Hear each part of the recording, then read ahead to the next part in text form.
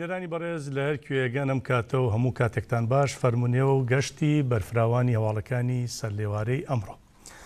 بەڵێبینەرانی بەڕێز ماوەی 310 هەفتەیە لە بەردەم بارگای کۆمیسیۆنی یەکێتی ئەوروپا چالاکی ئێشەگری بۆ ئازادی ڕێبەری گەلی کورد عەبدوڵڵا ئۆجەلان درێژەیانەیە بڕیاریشە لە چالاکی ئەم هەفتەیەدا ژنانی هۆڵەندا و ئەندامانی دەستپێشخەری تیڤ بەشداری لە چالاکیەکەدا بکەن.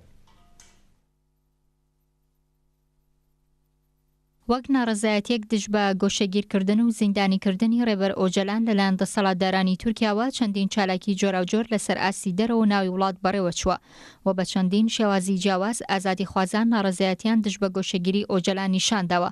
بەڵام چالاکی ئێشەگرتنی ئازادی ڕێبەر ئۆجەلان ماوەی 310 هەفتەیە بەردەوامە لە بەردەم بارگای ئەنجومەنی ئەوروپا. وار هەفتەیەکیش چین و توێژێک بەشداری لە چالاکیەکەدا دەکەن. لە چالاکی ئەم هەفتەیەشدا ئەندامانی ئینیسیاتیڤی و ژنانی هۆڵەندا بەشدار دەبن. هاوکات لە ڕاگەیەندراوێکیشدا ئاماژەیان بەوە کردووە ئەوان بۆ جاری سێمە بەشداری لەو چالاکیەدا دەکەن و داواش دەکەن کە سەرجەم ئازادی خوازان بەشداری لە چالاکیەکەدا بکەن. هەروەها بە توندی سەرکۆنەی سیاسەتی وڵاتانی ئەوروپایان کرد لە بەرامبەر بێهەڵوێستیان. ڕاشیانگەیان ئەوان 6 ساڵە بەردەوام لە چالاکیەکانیان داوای ئازادکردنی ئۆجەلان دەکەن، بەڵام ئەوان هیچ هەوڵێکیان نەداوە و بێهەڵوێستن.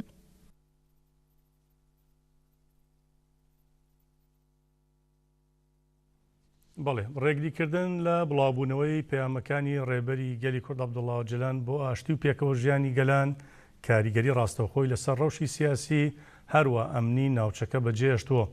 بەشێک لە چاودێران و ڕۆژنامەنووسانیش دەڵێن تەنها ئۆجەلان دەتوانێت ئاشتی و سەقامگیری جارێکی دیکە بگەڕێنێتەوە بۆ ناوچەکە. تا دێت ڕەوشی تورکیا و ناوچەکە ئالۆزی زیاتر بەخۆیەوە دەبینێت.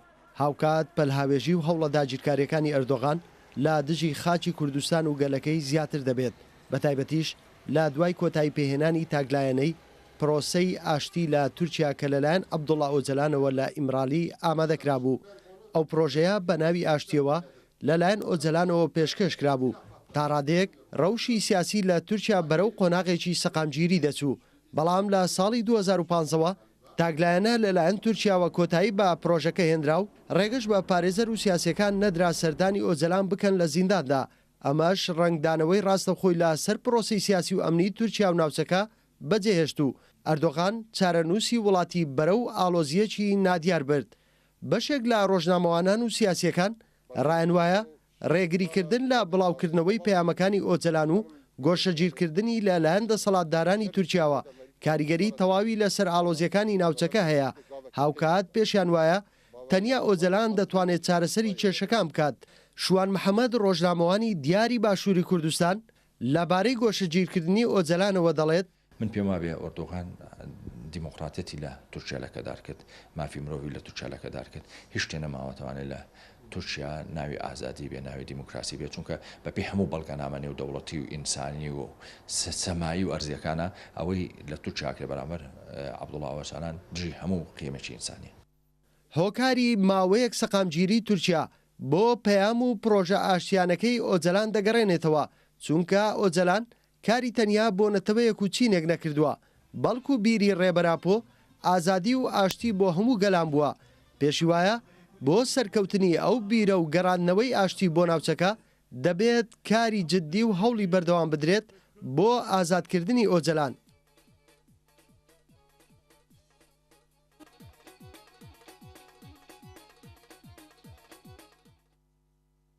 بەڵێ چوونی سوپاکەی تورکیا لە چەند ڕۆژی ڕابردوو بۆ گوندی بەرمیزەی دەڤەری سیدەکان لە باشووری کوردستان دەوترێ بە ئاگاداری و ڕێکەوتنی ڕاستەوخۆی پارتی دیموکراتی کوردستانی عێراق بۆ لەلایەن چەند ئەندام و کادرێکی ئەو پارتەوە پێشوازی لە سەربازە داگیرکەرەکانی تورک لەو گوندە کراوە.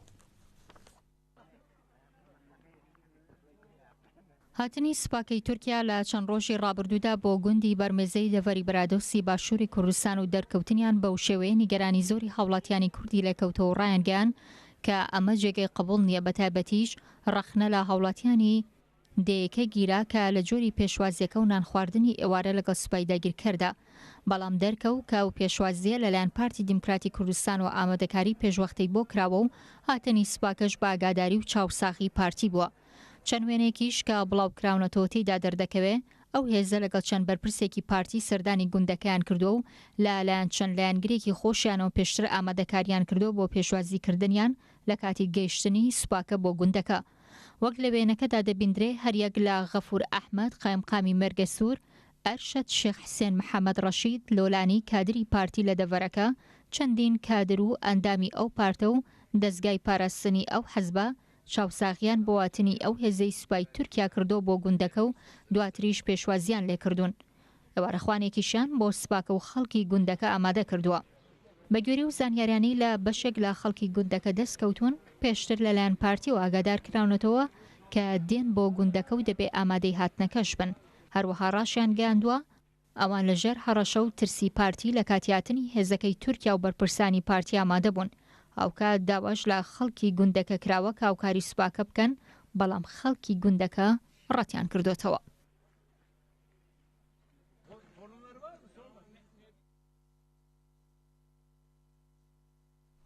لە چوارچەوەی ناڕەزایەتیەکان دژ بە داگیرکاری و لەشکر کێشیەکەی سوپای تورکی داگیرکەر بۆ سەرخاکی باشووری کوردستان بڕیار ئەم شەو لە چەند شار و شارۆچکێکی باشووری کوردستان گردبوونەوە و خۆپشاندانی ناڕەزایەتی جەماوەری بەڕێوە بچن.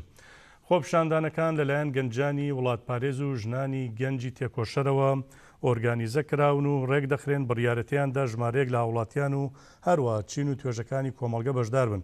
ئەو خۆپشاندانانە لە کاتێکدایە کە دوێنێش لە شاری سلێمانی ژمارەیەک ڕۆژنامەنووس چالاکوان کەسایەتی سیاسی ئاینی و پەرلەمانتەران بەرەیەکیان بە ناوی ڕوبەڕووبوونەوەی تورکیا ڕاگەیاند و لە یەکەمین کاریشیاندا سەردانی نووسنگەی پەرلەمانیان لە شاری سلێمانی کرد. لە یادداشتێکدا داوایان لە پەرلەمان کرد کۆبوونەوەیەکی بەپەلە لەسەر هەوڵە داگیرکاریەکانی تورکیا ڕێکخات. هەروە بڕیاری شەو بەرەیە لە ڕێگای لیژنەیەکەوە سەردانی کەسی یەکەمی لایەنەکان بکەن داوان لێ بکەن هەڵوێز لە بەرامبەر هەوڵە داگیرکاریەکانی تورکیا وەربگرن.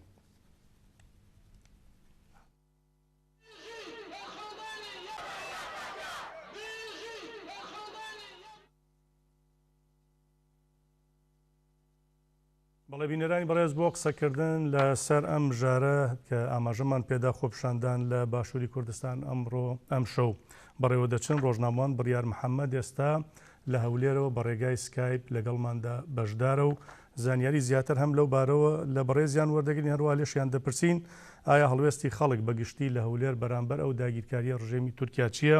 کاک بڕیارە گەرگوێت لە دەنگی منە ئەم کاتت باش سەرەتا دەمەوێت سەبارەت بە هەڵوێستی خەڵکی هەولێر دژ بە و داگیرکاریانەی تورکیا کە لە سیدەکان و دەڤەرەکانی باکووری ڕۆژاوای ڕۆژەڵاتی هەولێر دەستیان پێکردووە زانیاری زیاتر لە بەڕێزت وەربگرم.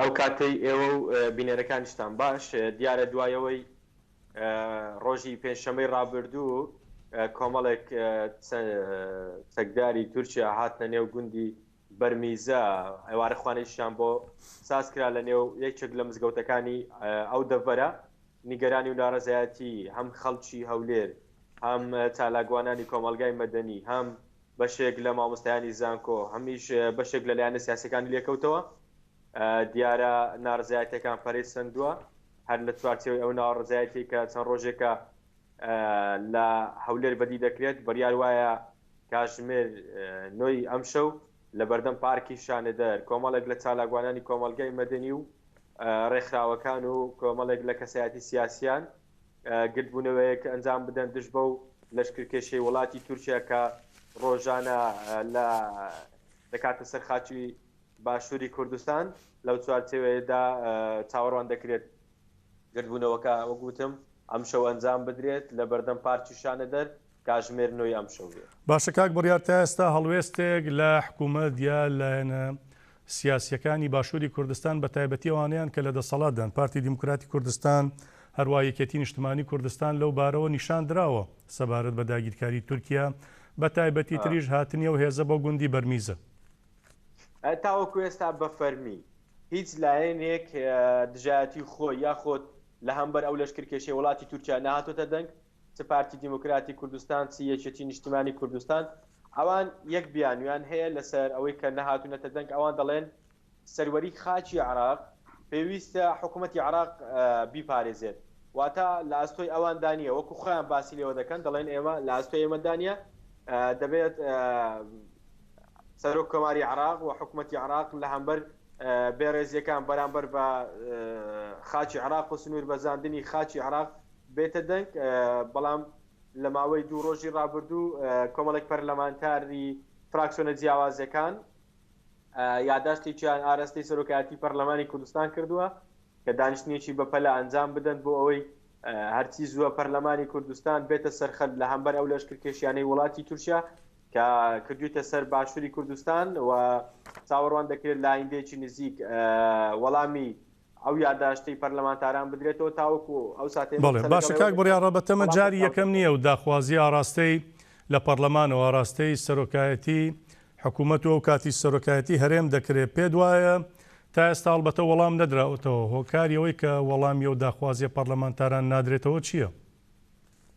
وەکو پێشتر لە قسەکانی پێشتر باسم کرد ئەوان بیانوی ئەویان هەیە کە دەڵێن سەروەری خاچی عراق لە بەردەستی حکوومەتی عراقدایە پێویستە حکوومەتی عراق سەروەری خاچی عراق بپارێزێت و ئەوان من قسەم لەگەڵ کۆمەڵێک پەرلەمانتار کردووە ئەوان باس لەوە دەکەن کە حکوومەتی عراق ژێر بەژێر ڕێککەوتنی لەگەڵ وڵاتی تورکیا کردووە بۆ ئەوەی بێتە ناو خاچی باشووری کوردستان سیناریۆیەک لە ئارادایە کە بەوەی کە لە سنوورەکانی لەگەڵ تورکیا سوپای تورکیا بێتە خاچی کوردستان و بەو بیانوەش بێت لە دیوی لای کەرکووک ئەوانش حکوومەتی عراق بێتە پێش کەواتە ئەوان دەڵێن ئێمە بۆیە نەهاتوونێتە سەرخەت و قسەمان نەکردووە بۆ ئەوەی چونکە خاچ سەروەری خاچی عراق باشە بۆ خۆ هیچ نەبێت دەتوانن داخوازیە گاڕاستەی حکوومەتی عراق بن پێیان بڵێنەوە سەروەریەکە پێیوەستە بێەوە فەرمون وەرن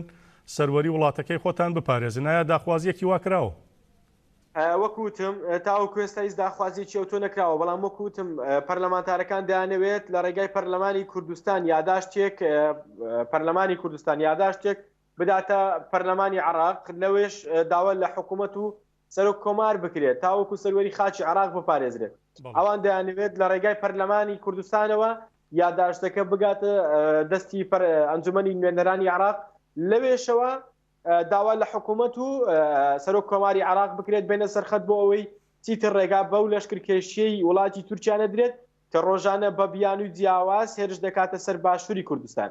باشە بەڕێز بڕیار محەممەد ڕۆژنامەوان لە هەولێرەوە سپاسە دەکەین کە لەگەڵماندا بەشدار بووی سپاس بۆ زانیاریەکانت. بەڵێ هەپەگە کوژرانی 11 سەربازی داگیرکەری دیکەی تورکیای لە باشوور و باکووری کوردستان ڕاگەاند. فەرماندەی بڕیارگەی ناوەندی هەپەگە دەربارەی چالاکیەکانی گەریلا لە هەرێمی بارزانی باشووری کوردستان ڕایگەاند یەکینەکانی ژنی ئازاد دیێژاستار ڕۆژی سێی حوزەیران لە دوو چالاکیدا لە دژی سوپای تورکیای داگیرکەر لە تەپی خودیەی چالاکیەکان ئەنجام داوە بەو هۆیەوە دوو سەرباز کوژراون. هەپەگە ئاشکراشی کردووە لە چواری حوزەیراندا لە گەڤەر و چەلێ لە دوو چالاکیدا لە گردی شەهید غەفور و گردی کۆردینە هێزەکانیان گورزی قورسیان لە سەربازانی تورک داوە و ژمارەیەک سەربازی تورک کوژراون کە کوژرانی دوانیان پشڕاست کراوەتەوە و سەنگەرێکیش کە چەکی قورسی ئەی4 تێدا بووە بە تەواوەتی ڕوخێنراوە. هەپەگە ڕایگەاندووە لە چوارچەوەی هەڵمەتی شۆڕژگەڕی شەهید دەلال ئامەد و شەهیدانی بەستاشدا لە یەکی حوزەیراندا لە هەرێمی کاتۆ خەلیلای ناوچەی شاخی وان کۆپتەرێکی جۆری سکۆرسکی سوپای تورکیای داگیرکەر کاتێک لە سەربازگەی تنگێ لەلایەن هێزەکانیانەوە گورجی قورسی لێدراوە ناچار کراوە لە هەرێمەکە دوورکەوێتەوە. هەروەها ڕۆژی دوی حوزەیرانیش لە دژی یەکینەیەکی سەربازی کە لە ناوچەی شاخی وان دەستی بە ئۆپەراسیۆن کردبوو چالاکیەک ئەنجام دراوە و گورزی تند لە یەکینەکەی دوژمن دراوە و ئەوەندەی ڕوون بۆتەوە 4 سەرباز کوژراون. هەپەگە ڕاشی گەیاندووە لە ناوچەی تاتوانی بەدلیس یەکینەیەکی داگیرکەر کراوەتە ئامانجی چالاکیەکی گەریلاکان بەڵام زیانەکانی دوژمن نەزاندراوە. لە چواری حوزەیرانیشدا لە کوێستانی هۆپیەی ناوچەی تاتوانی بەدلیس هێزەکانی گەریلا چاودێری یەکینەیەکی سوپای تورکیای داگیرکەریان کردووە و پاشان بە قورسی لێیان داون و بەو هۆیەشەوە 3 سەربازی دوژمن کوژراون. بەڵێ دەوڵەتی داگیرکەری تورکیا بەردەوامە لە هەڕەشەی هێرشکردنە سەر قەندیل وەزیری ناوخۆی ڕژێمی تورکیا لەو بارەوە قسەی بۆ ئاژانسی ئەنادۆڵ کردووە. ئەو سلێمان سۆیلۆ کە ناویە وەزیرە بانگەشەی کردووە قەندیل دەبێتە شوێنێکی ئارام گوایە بۆ تورکیا با هیچ کەسێک نیگەران نەبێ. بۆ ئێمە لە ئێستادا وادەکەی گرنگە ئیدی قەندیل بۆ ئێمە ئامانجێکی دوور نییە. ئەم بانگەشەیە سۆیلۆ لە کاتێکدایە هێزە داگیرکەرەکانی تورکیا لە برادۆست و سیلەکانی باشووری کوردستان لە سەردەستی گەریلاکانی یەپەگە و یەژاستار ڕوبەڕووی شکستی زۆر مەزن بوونەتەوە. تا ئێستا سەدان کوژرا و برینداریان داوە جوڵەبڕ کراون. شایانی باسە دەیان ساڵە ڕژێمی تورکیا هەڕەشەی هێرشکردنە سەر قەندیل دەکا، بەڵام بەهۆی بەرخۆدان و بەرگری بێوێنەی گەریلا تا ئێستا و هەڕەشانە مایەپوچ کراونەتەوە و کردەی نەکراون.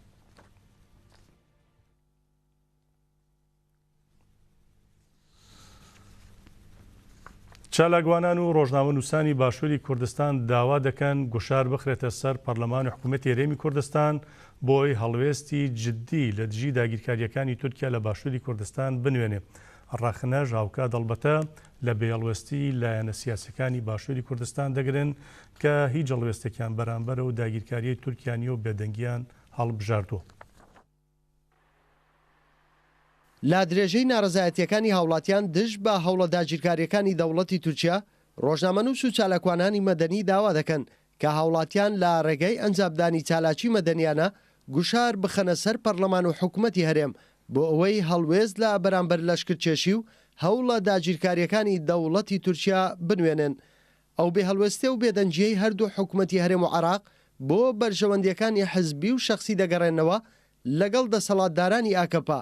بەداخەوە لە ئێستاشا لە دەڤەری برادۆست و منتیقەی سۆران و بارزان و بلێو بارزان پیاوەکانی دەسەڵاتی باشوور بەداخەوە کەوتونەتە پێش چەتەکانی خەلیفەکەی ئەنقەرە. ڕۆژیەکی ئەمانگە هێزێکی سوپای تورکیا بە چاوساغی پارتی دیموکراتی کوردستان چوونە گوندی بەرمێزەی دەڤەری سیدەکانی باشووری کوردستان و بەچەک و ئۆتۆمبیلی سەربازی لە ناو گوندەکە چەند ڤیددیۆیەکیان بڵاو کردەوە. ئەمەش هاوڵاتیانی هەرێمی زیاتر تووڕە کردو چەندین چالاکی جۆرا و جۆر دژی ئەو سوپایە و هەڕەشەکانی بەڕێوە دەچێت. ئەوەی زیاتر ڕۆژنامەنووس و بەشێک لە پەرلەمانتاران و هاوڵاتیانی زیاتر تووڕە کردووە بێ هەڵوێستی حکوومەتی هەرێم و پەرلەمانە. ئەمە کاریگەریەکی زۆری ئێستا حادیان لەسەر خەڵکی هەرێمی کوردستانی و لە مستەقبەلیشا کاریگەریەکی زۆری لەسەر ئاسایش و ئەمنی ئەم وڵاتە بێ بە درێژایی 27 کیلۆمەتر بێن خاکەکەت داگیر بکەن و لە کاتێکە نە پەرلەمانی کوردستان ئامادە بێ قسەی لەسەر بکەن نە حکوومەت هیچ کەسێک نایەتە سەرخەت کە ئەمە لە مستەقبەلە کاریگەریەکەی دەرەکەوێت لە ئێستاە کە ئەو خەڵکە نازانین گوزەرانیان چۆنە. لەشکرچێشی و هەڕەشەکانی دەوڵەتی تورکیا بۆ سەرخاکی باشووری کوردستان لە کاتێکدایە کە ئەو دەوڵەتە لە هەر سێ بەشی وڵاتدا باشوور، ڕۆژئاوا و باکوور کەوتۆتە پەلاماردانی گەلی کورد و هەوڵی لە ناوبردن و سڕینەوەی ناسنامەی ئەو گەلە دەدات.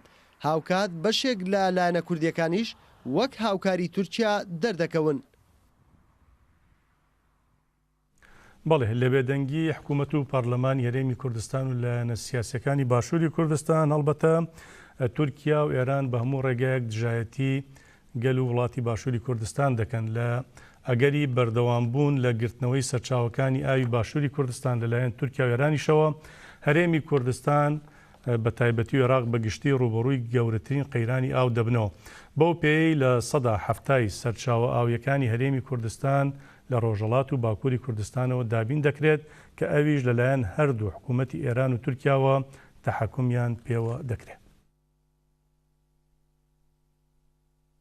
پرسی ئاو یەکێکی ترە لە هەڕەشەکانی دەوڵەتی تورکیا و کۆماری ئیسلامی ئێران بۆ سەر هەرێمی کوردستان بۆ پێی عێراق و هەرێمی کوردستان بۆ دابینکردنی ئاو پشت بەو دوو وڵاتە دەبەستن. سەرچاوەکانی ئاوەکانی ئاوی هەرێمی کوردستان کە لە ڕۆژهەڵات و باکووری کوردستان و سەرچاوە دەگرێت ئەو سەرچاوانەش لە بەرەوەی لەلایەن هەردوو حکوومەتی تورکیا و ئێران بەڕێوە دەبرێت هەر کاتێک ویست بیان ئەوە ئاوەکانیان بەڕووی هەرێمی کوردستان گرتوتەوە. دوایین حاڵەتیشیان چەند ڕۆژێکە دیسانەوە ئەو پرسەسەری هەڵداوەتەوە و لە هەردوو لە ئاوەکان کەمیان کردووە. هەرێمی کوردستان کە نزیکەی 130 تا 40 ئاو بۆ خۆی دابین دەکا لە 160 بۆ هەفتەیەکەی دیکەش لە ئێران و تورکیاوە بۆی دێ. ئێستا کە ئێران ماوەی چەند ڕۆژێکە ئاوی زەی بچووکی بەڕووی هەرێمی کوردستان گرتوتەوە، ڕاستەوخۆ کاریگەری لەسەر ئاوی شاری قەڵات زەی دەڤەری ڕاپەڕین دروست کردووە و زیانێکی زۆریشی بەرسامانی ماسی و کشتتوکاڵ گەیاندووە. هاوکات بۆی گرتنەوەی هەردوو ئاوی دیجلە و فراتیش لەلایەن تورکیا و عێراقیشی ڕوبەڕووی کەم ئاوی کردوتەوە و بەرپرسانی عێراقیش هۆشداریاندا لە دروستبوونی قەیرانی ئاو. بە گوێرەی گوتەی شارەزانی بواری سەرچاوەکانی ئاو، سامانی ئاوی هەرێمی کوردستان لە بەردەم گەورەترین هەڕەشە و مەترسیدایە. بۆ چارەسەرکردنی ئەو قەیرانەش دروستکردنی بەندا و گلدانەوەی ئاو بە تاکە چارەسەر دەزانن. پێشیان وایە حکوومەت هێرێم هیچ پلانێکی زانستیانەی نەبوو بۆ پاراستنی سەرچاوەکانی ئاو و داهاتووی ئاو لە هەرێمی کوردستاندا، چونکە وەکو شارەزانی ئەو بارە دەڵێن دەبوایە چەندین بەندا و دروست بکرێ بۆ گلدانەوەی ئاو سوود وەرگرتن لە ئاوی باران.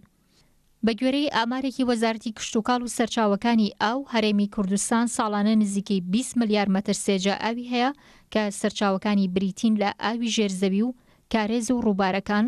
هاوکات خاوەنی 17 بەنداوە، 3 بەنداویشیان گەورن و 14 دیکەشیان بچووکن. ئەمە جگە لەو ئاوانەی کە لە ئێران و تورکیاوە دێن پێکاتون لە ئاوەکانی خابوور و سیروان و زەی گەورە و بچووک.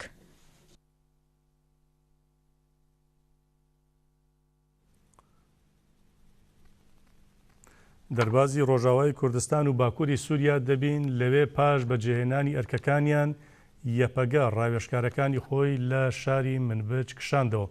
فەرماندەیی گشتی یەپەگە ڕایگەیاندەوە کە ئەرکەکانیان بۆ پەروەردەکردن و ڕاوێژدان بە ئەنجومەنی سەربازی منبج کۆتایی هاتووە، بۆیە بڕیاریان داوە گروپە ڕاوێژکاریەکانیان لە منبج بکێشنەوە. ئەمڕۆ لە ڕاگەیاندراوێکدا فەرماندەی گشتی یەکینەکانی پاراستنی گەلی یەپەگە ڕایگەیاند لە چوارچەوەی استراتیژی گشتی یەپەگە بۆ شەڕی دژ بە تیرۆر و داعش، ئەنجومەنی سەربازی منبج داوای هاوکاری لێکردین تا پێکەوە شارەکە لە چەتەکانی داعش ڕزگار بکەین. ئەو داواکاریە بە فەرمی لە سەرەتای ساڵی 2016دا ئاڕاستەی ئێمە کرا.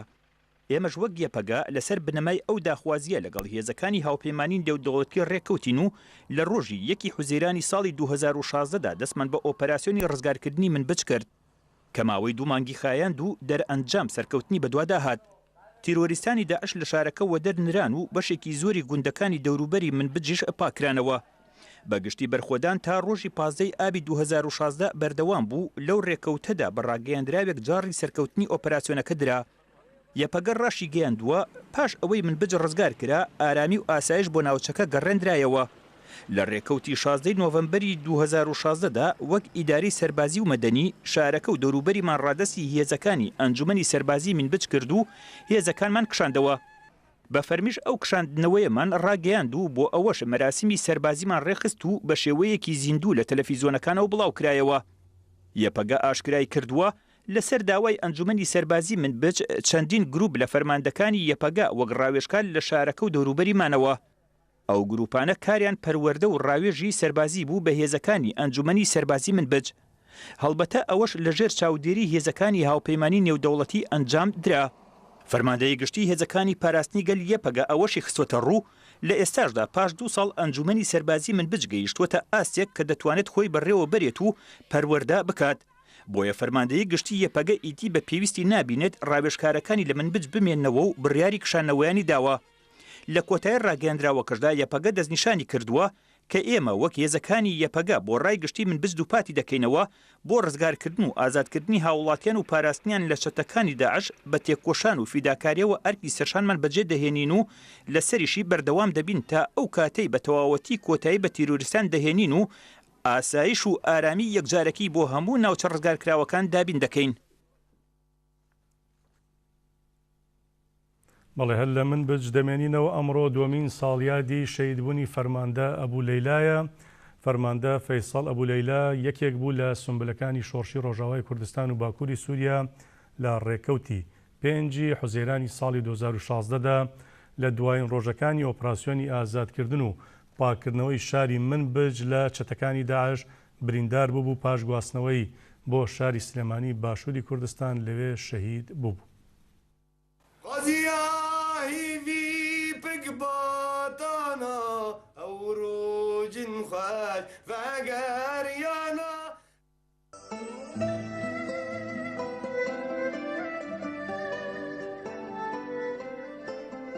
خۆزگە هەمومان پێک بە تینایەتەوە و ڕۆژانی خۆشی ڕابردوومان بگێڕایەتەوە.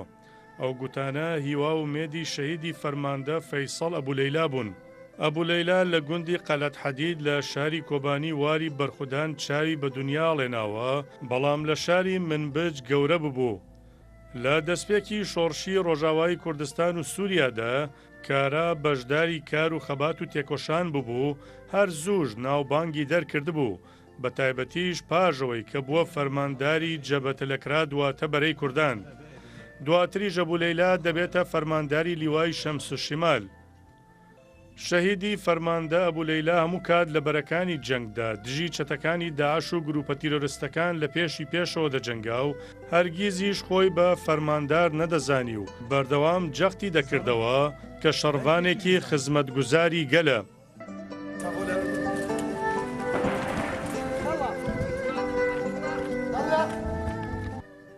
لە ڕێکەوتی 15 لولی ساڵی 2014دا کاتێک چەتەکانی داعش هێرشی درندانیان کردە سەر شاری کۆبانی، ئەبولەیلا بەرەو زێدی خۆی بەڕێکەوتەوە و کێواسا لە بەردەم تاریکپەرستانی داعشدا وەستایەوە.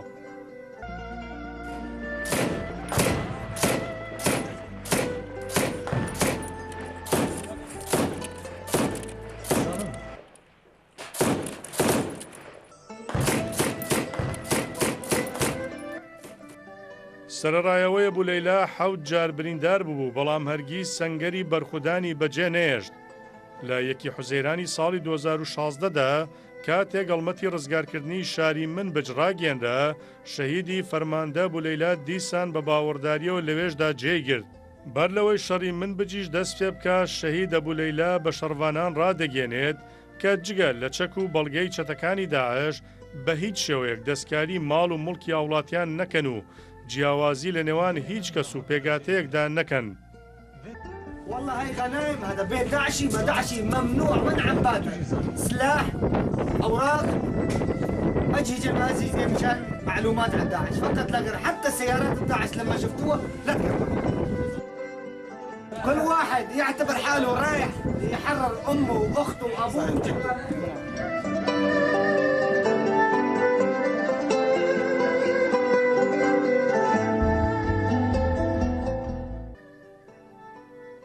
ئەبولەیلا کە بە عشق و علاقە و ڕێکی بەرز و پۆڵاینەوە بەرەنگاری چەتەکانی داعش دەبوویەوە، مەخابن لە ڕێکەوتی 3 حوزەیراندا لە دوایین ڕۆژەکانی ڕزگارکردنی منبجدا لە گوندی خەفیە دەبوو قەلقەل بە قورسی بریندار بوو، پاشان ڕەوانەی نەخۆشخانەی شاری سلێمانی باشووری کوردستان کرا.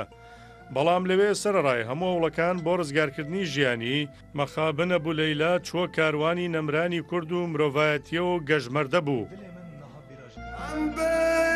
بون اوین داربون تشتی باری بوخاونوچو ام به چک بون اوین داربون تشتی باری بوخاونوچو. دوا بە دوایەوەی تەرمە پیرۆزەکەی برایەوە ڕۆژاوای وڵات لە مەراسمێکی بەشکۆی جەماوەری کەموێنەدا لە گۆڕستانی شەیدانی کۆبانی بە خاک سپێردرا.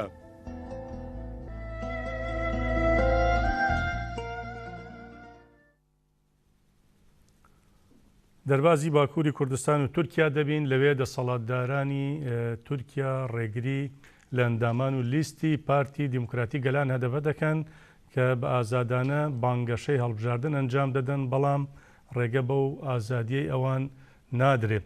لە شاری بۆڵۆی تورکیاش هەڵکوترایە سەر بارگای ئەو حزبە و ڕێگە باڵواسینی ئاڵای هەدەپە نەدرا لەسەر بارگاکەیان. پێشلکاری و گوشارەکان بۆ سەر ئەندام و کاندیدانی پارتی دیموکراتی گەلان هەدەبە بەردەوامە و لە سەرەتای دەستپێکردنی بانگەشەکانیشدا دەسەڵاتداران و هێزانمنەکانی تورکیا گوشارەکانیان بۆ سەر و حەزبات شڕ کردوتەوە. بە جۆرێک ئەو حەزبە زۆرترین پێشلکاری بەرامبەر ئەنجام درراوە. لەو چارچەوەشدا لە شاری بۆلۆی تورکیا هێرشکرای سەر بارگای پارتی دیموکراتی گەلان هەدەپە و ڕاگەنەدرا کە ئاڵای ئەو پارتە لە بارگاکەیان هەڵبواسرێ. وەکو ئەندامانی و حەزبە باسی دەکەن لە کاتێکدا ئەوان ویسیانە ئاڵای حەزبەکەیان بە دیواری بارگای حەزبەکەیان هەڵبواسن، بەڵام بەڕێوبەری یاسایشی ئەو شارە چۆتە لایەن و هەڕەشەی ئەوەی لێکردوون کە ئاڵاکە هەڵنەواسن و دواتریش ئەو ناتوانێ بیان پارێزێ. دوای ڕۆشتنی بەڕێوبەرەکەی ئاسایش ڕاستەوخۆ لەلایەن هێزێکی ڕێکخراوی سەر بە ئاکەپە هەڵدەکوترێتە سەر بارگای هەدەبە و ئاڵاکەیان دەسووتێنرێ و بۆ ماوەیەکیش گەماروی بارگاکە و ئەندامانی هەدەبە دەدرێت. سەرباری هەموو ڕێگریانەش بەڵام ئەندامانی هەدەبە بە چالاکانە بەشداری لە بانگەشەی هەڵبژارنەکە دەکەن و بە گەرمیشەوە لەلایەن هاوڵاتیانەوە پێشوازیان لێ دەکرێت. باڵێراوی سەرۆکۆماری تورکیا سەلاحەدین دەمیرتاش ڕایدەگەێنێت گەل لە ئاکەپە تووڕێ و لە هەڵبژارنەکانی 24 حوزەیراندا بە ئەردۆغان بڵێت ئیدی بەسە، دەڵێت ئازادی گەل لە ئازادی من گرنگترە. هەڵبەتە مەیان وتەی سەلاحەدین دەمیرتاش خۆیەتی. سەلاحەدین دەمیرتاش کاندیدی هەدەپا بۆ هەڵبژاردننی سەرۆکۆماری تورکیا لە ڕێگەی پارێزەرەکانیەوە وەڵامی چەند پرسیارێکی گۆڤاری دەرشپیگلی ئەڵمانی داوەتەوە. گۆڤارەکە پرسیویەتی لە کاتێکدا تۆ دەستت لە سەرۆکاتی پارتەکە کێشاوەتەوە، بەڵام ئێستا کراویت بە کاندیدی سەرۆکاتی کۆمار بۆچی؟ سەلاحەدین دەمیرتاش ڕایگەیاندووە من هەرگیز دەستبەرداری تێکۆشان نەبووم، لە هەر کوێیەکیش پێویستیان بە من هەبێت من لەوێ ئامادە بووم و بۆ ئەوەی خزمەتی پارت و گەلەکەم بکەم. ئێستاش ئەو داوایم لێکراوە، منیش ئامادەی خۆم دەربڕیوە لەبارەی پەیوەندیەکانی بە دەرەوەی زیندان و توێتی. دەتوانم پەیام و نامە بنێرمە دەرەوە. ملیۆنان ژن و گەنج بە ناوی منەوە کەمپین بەڕێوە دەبن. لەو بابەتەوە پشتم بە گەلەکەمان بەستووە و چونکە ئەو کەمپینانە نەک بۆ من بەڵکو بۆ گەل خۆیەتی بۆ ئازادی و دیموکراسی. هەروەها سەبارەت بە ئەفشارەکانی سەرهەدەپە و زیندانیکردنی زیاتر لە 3000 ئەندامی حزبەکەیان دەمیرتاش ئاماژەی بەوە کردووە لەلایەن فاشیزمەوە گوشارێکی زۆر دەکرێتە سەر حزبەکەیان، بەڵام وێ ڕای ئەوەش ئەوان چالاکن. خۆبەخشانی هەدەپا بۆ چارەسەرکردنی ئەو کێشانە دەیانەوێت بەشداری لە هەڵبژاردندا بکەن. گەل لە ئەردۆغان تووڕەیە، ئەمەش لە هەڵبژاردنەکەی 24 حوزەیراندا دەردەکەوێت کە چۆن ئەردۆغان شکست دەخوات. دەمیرتاش جەخت دەکاتەوە ئازادی گەل زۆر گرنگترە لە ئازادی من. ئەگەر گەل ئازاد بێ زیندانی بوونی منیش کۆتایی پێدێت. دەمیرتاش ڕاشی گەیاندووە ئەوان بچنە دەسەڵاتەوە پرسی کورد و هەموو پرسەکانی دیکەی تورکیا چارەسەر دەکەن. هیچ هیوایەتیان بە ئاکەپە نەماوە و ئاکەپە نوێنەرایەتی عەقڵیەتێکی فاشستی و نەژادپەرستی دەکات. دوایین هەواڵمان لە ئێرانەوە دەبێ عەلی خامنەیی ڕابەری باڵای شۆڕشی ئیسلامی ئێران داوای لە دامەزراوەکانی وڵاتەکەی کردووە تا ئامادەکاری تەواو بکەن بۆ پیتاندنی یۆرانیۆم ئەگەر هاتوو ڕێکەوتنە ئەتۆمیەکەی وڵاتەکەی لەگەڵ وڵاتانی زلهێزی جیهانیدا بە تایبەتی ئەوروپا بە تەواوەتی هەڵبۆشێتەوە. کشانەوەی ئەمریکا لە ڕێکەوتنامەی ئەتۆم پەیوەندیەکانی نێوان ئێران و ئەمریکای گواستەوە بۆ قۆناغێکی دی بە جۆرێک ئێستا و بابەتە وڵاتانی زلهێزی دابەشکردو بە سەردوو بەرەدا بۆ بڕیاردان لە سەرمانەوە یان دەرچوون لە ڕێکەوتن نامەکەدا. لە دوایین کاردانەوەشدا عەلی خامنەی ڕابەری باڵای شۆڕشی ئیسلامی ئێران بۆ میدیاکانی وڵاتەکەی ئاشکرای کردووە کە بڕیاری داوە بە دامەزراوەکانی وڵاتەکەی ئامادەکاری تاو بکرێت بۆ پیتاندنی یۆرانیۆم لە ئەگەری هەڵوەشانەوەی ڕێکەوتنە ئەتۆمیەکەی لەگەڵ وڵاتانی زلهێزدا. ئەوکات ڕاشی گەیاندووە خەونی دوژمنان هەرگیز نایەتە دی کە دەیانەوێت ڕێگە لە بەرەو پێشچوونی ناوەکیەکانمان بگرن. پێشتریش محەممەد جاواد زەریف وەزیری دەرەوەی ئێران لە پەیامێکدا بۆ وڵاتانی بەشداربووی ڕێکەوتنامە ئەتۆمیەکە ڕایگەیان ئەو وڵاتانەی لە ڕێکەوتنە ئەتۆمیەکە دەمێننەوە دەبێتە قەرەبووی ئەو زیانانە بکەنەوە کە ڕوبەڕووی وڵاتەکەی بوونەتەوە. لە 8 یاری ساڵی 2010دا دۆناڵد ترامپ بە فەرمی کشانەوەی ئەمریکای لە ڕێکەوتنە ئەتۆمیەکەی ئێران لەگەڵ وڵاتانی 5 کۆیەک ڕاگەیاند و بە گوتەی سەرۆکی ئەمریکام ڕێکەوتنە هەلی باشی بۆ ئێران ڕەخساندووە کە گەشە بە بەرنامە ئەتۆمیەکەی بدا نەک سنوورداری کردبێت. دواتریش مایک پۆمپیۆ وەزیری دەرەوەی ئەمریکا استراتیژی نوێی ئەمریکای بۆ ڕوبەڕووبوونەوەی ئێران ڕاگەاند و 12 مەرجی بۆ مامەڵەکردن لەگەڵ ئێران دیاری کرد. لە بەرامبەریشدا ئێران بە توندی وەڵامیدا و حەسەن ڕوحانی سەرۆک کۆماری ئێرانیش ڕایگەیاند ئەو سەردەمە بەسەرچ و ئەمریکا بڕیار بدا کە وڵاتانی جیهان چی بکەن.